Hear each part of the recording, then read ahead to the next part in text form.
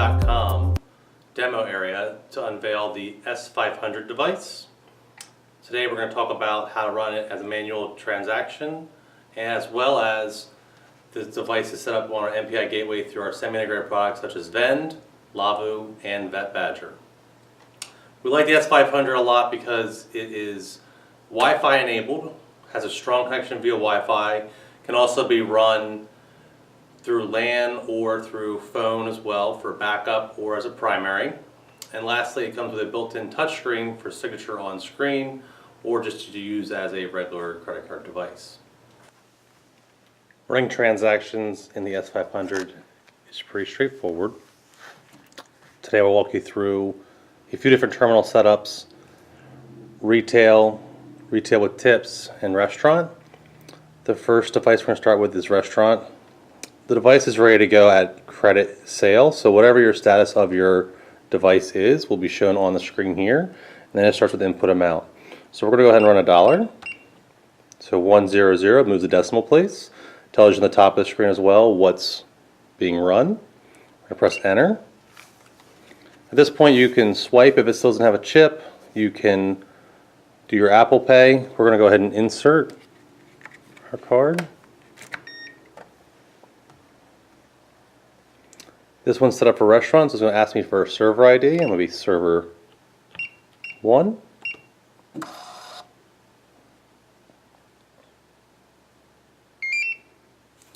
The beep means it's completed the transaction. Now in this situation you can have a signature or not.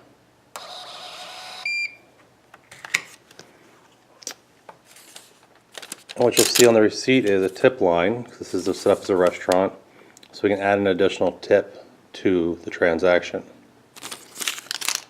Adding a tip is also pretty straightforward. You go to function, you scroll down to tip menu. From tip menu you can do it by invoice, by transaction number, by clerk number. We're going to do it by clerk number because I was clerk number 1. This lets you scroll through all your open tips by server ID. Here's the dollar sale we just completed, so I want to adjust that tip. I'm going to press enter. We'll put a 10-cent tip on top. Press enter again. Tip 10 cents, yes or no? Yes. My total is now $1.10. And then we can go back and enter another server ID and continue to move forward with adjusting our tips. Final part of the day for one with restaurants is going to be your tip report. So we're going to function, scroll down, go to my tip report. I can do it by server or by all. We'll do it by server. I'm server 1. I want all. I want all my card types.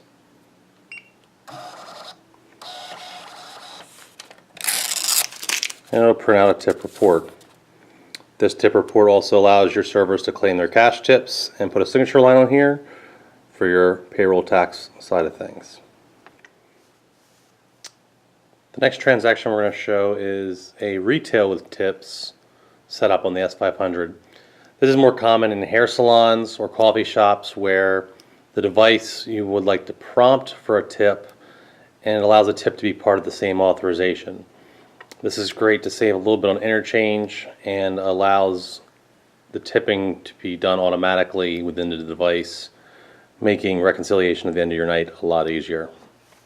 So as before, your machine defaults its credit sale and you input your amount. We're going to go ahead and put $1 in again. At this next point it would ask for the base amount, and then it would ask for a tip amount. So if you were using this device at a hair salon, you could then turn it around to your customer and let them complete the transaction. So we're going to pretend to be the client in this situation and go ahead and say, okay, I'm going to go ahead and tip 10 cents on this transaction. Press enter. They're going to go ahead and insert their card.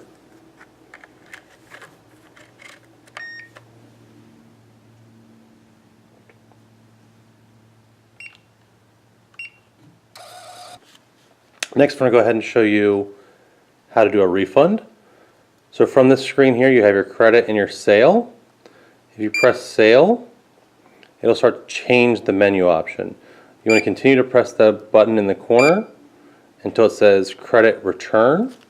At that point, you'll put in the return amount. So we're going to go ahead and return that 150. Press enter. Insert the card again.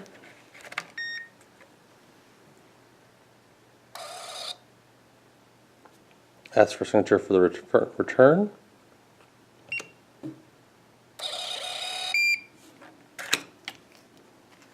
And a credit refund has been completed. A couple other options for this menu. If you have different types of transactions, on the left hand side you have your credit button. You'll press that and it can go from credit to debit to EBT if you're doing food stamps, and back to credit. You can also have options for gift or check card if you've got those attached as well. Lastly, a couple of your reports that you may want to grab are going to be under function and then report. Password again is always going to be your date. So today is the 10th day of May, 05102018. Your standard report is going to be your detailed report. They call it the condensed report. Shows you all your transactions from the day. In your function menu there, you can also do your batching, which is your next option, which will close out those transactions. We've already shown the tip. You can run returns or voids from the function menu, as well as a reprint in case you ran out of paper. And then tip report and the tip menu we've already shown. Lastly, if you go into your menu and you go to your reports, you can change the major reports. So we've already seen that it's a condensed report, but we can also do a current report or a historical report if you want to see previous days. Any additional questions or to purchase from MPI, please give us a call at the number below or go to our website.